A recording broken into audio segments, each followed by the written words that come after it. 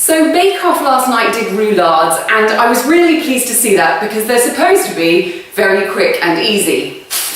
What I've got in front of me is 90 grams of castor sugar, 75 grams of plain gluten-free flour, 6 large eggs, and some jam. And you may be thinking that that isn't a lot of ingredients. Well, it comes from this book, Ultimate Cake, and apparently they say rice flour or gluten-free flour has an almost nutty aroma and taste and makes it lighter. They say if you offer this to people who can't have wheat, then they will feel very spoiled. So I am hoping that this gluten-free roulade will work out really well. I've got a really good trick when it comes to separating eggs, and it involves an egg cup and just a plate or a saucer. If you crack an egg into the plate, so without damaging the yolk, then put the egg cup on top, hide the yolk, the rest of the egg into a bowl, and then you have the yolk itself, just by itself, and you can pop that into another bowl and then continue. One of the problems with doing this is, of course, that you mustn't get any shell into the egg and you mustn't break the yolk as you do it, which is why I think that doing it this way with the egg cup is a sort of foolproof version. The next thing you have to do is take the egg yolks and put the castor sugar on top and whisk it to what's called the ribbon stage. Now you can tell it's the ribbon stage when it leaves a trail that looks like ribbons in the mix, and that's exactly what that does. So that's done. And then I'm going to take the egg whites and I'm going to put in the Magimix. I've got the egg whisk on there, and what I'm going to do is turn that onto full speed.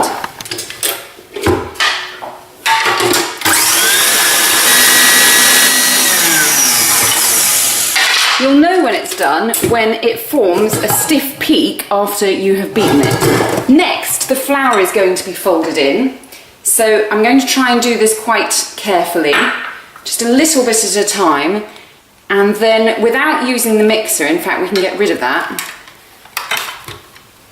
I'm going to fold it in like so.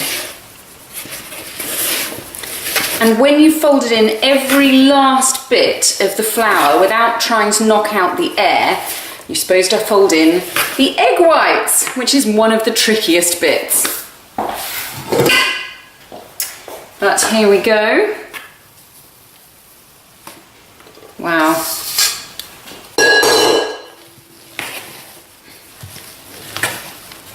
It's so easy to get this wrong, and I have to say this isn't something I have done for a long time, so I'm just hoping it will go right.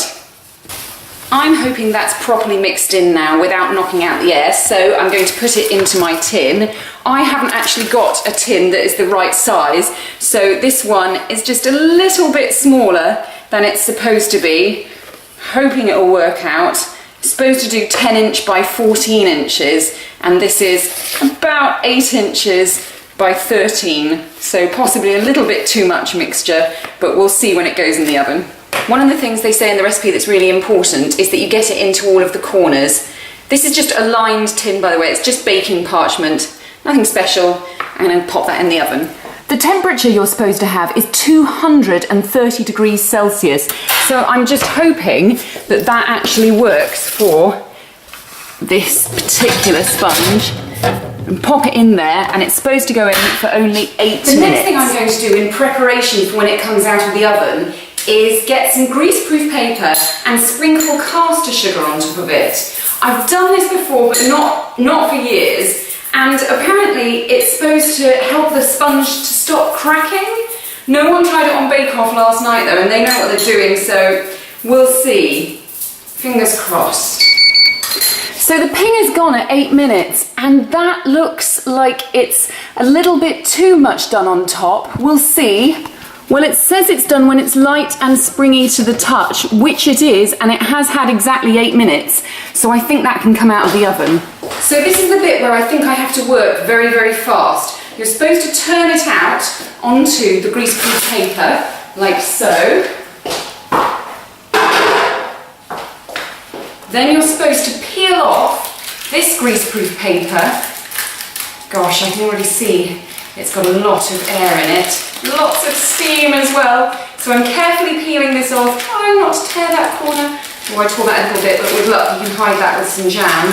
Gosh, this looks very, very fat. Okay, no negativity. Try and hope. Oh, I peeled the corner off. No. Try and hope that is what they mean. And then you're supposed to spread jam inside it straight away. Now, I haven't made this jam, obviously, so I'm just going to put blobs on top. And there's a real problem with this jam in that there are big bits in it. Not that that's not nice, it's just not nice for this particular exercise, I don't think. I can see the air's being knocked out of it already. I hope that's what's supposed to happen, because otherwise I'm going to end up with something that doesn't taste very nice at all. Okay, so I reckon that's probably about enough spreading of the jam. So I'll pop that over there. Let's see if I can do it. Just rolling up the short edge, unlike Jane. Oh, it is cracking a little bit. Not too much though. Oh.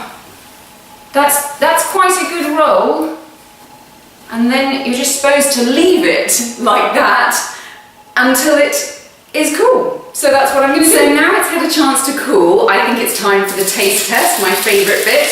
I'm just going to transfer it to a wooden board so that I can carve it properly. But a large knife, this looks wrong, I know. I'm going to hold it in place with the fork and just cut along.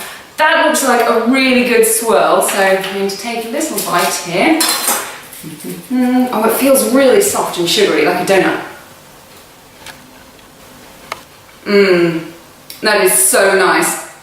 For 4 ingredients to go into a cake, bake it in 8 minutes, and then basically have it ready half an hour later when it's cooled. That is a fantastic tea time treat, and it works really well gluten-free.